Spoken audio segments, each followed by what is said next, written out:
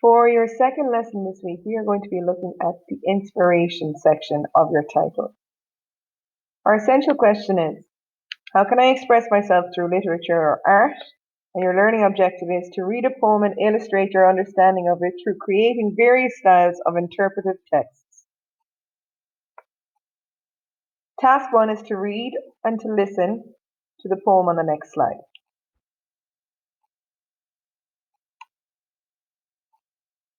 This is a poem called Isolation by a poet called Gerard Smith. He is an Irish poet who wrote this poem about society's isolation during COVID-19 or during the coronavirus.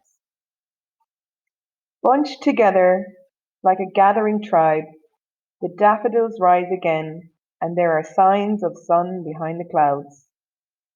We still have bread and books and songs to keep the radio alive. A note through the door is a kind surprise, and birds on the branches of the trees outside stay up late. The mornings are not so dark. The internet takes us to the works of art, tunes us into the Debussy or Paul Simon, brings us close to the faraway country where loved ones are. A kite above someone's back garden rises and dips and gives a moment of joy to a face in the window of isolation. So there are a number of different poetic techniques and literary techniques used throughout this poem. As you can see at the beginning here, you have a simile. There's a lot of imagery. You have some personification here. Okay, the kite giving people a sense of a happy feeling or a moment of joy. You have different references to types of music that all people can listen to, whether they are far away or close by.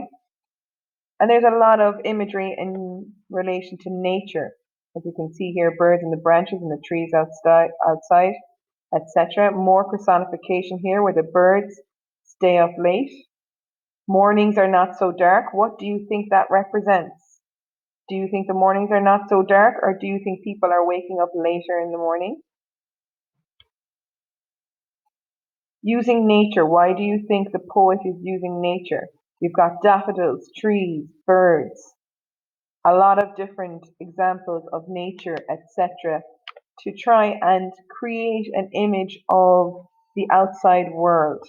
But then at the end of the poem, the poet mentions a face in the window of isolation.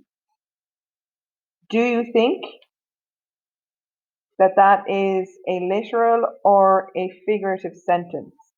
Is it metaphorical? Does it refer to everybody and everyone who is suffering during this time and who is suffering from loneliness and having to stay indoors away from different members of family and friends? Do you think this is a positive or a negative poem? Look at the different words: kind, surprise, alive, works of art, loved ones. A lot of these words have positive connotations.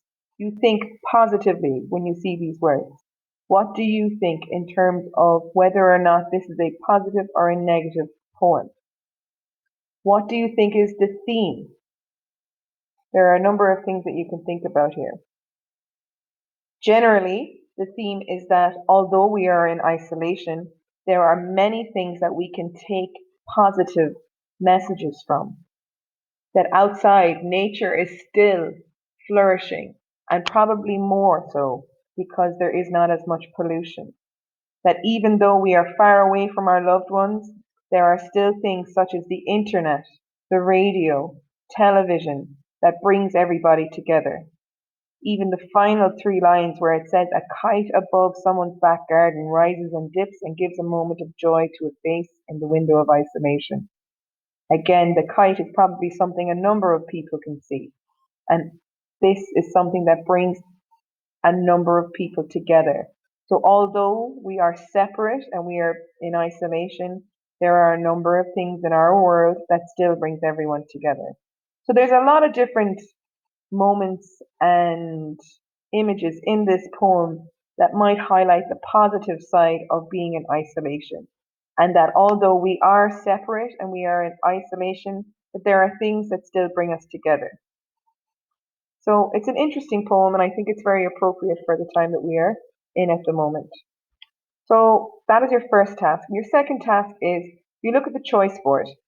You highlight some of the options that stand out to you that you think this could be interesting. I might like to do this. You decide 3 options from the choice board that you are going to work on, and you start to plan your work. Don't worry, you are going to have 2 weeks to do this work. Your work is going to be graded. You must upload it into your folder, and this is going to be due on the 29th of April and no later. If I get work later than that, I will not grade it because it's just too hard to keep track on it. So please try and keep your work up to date.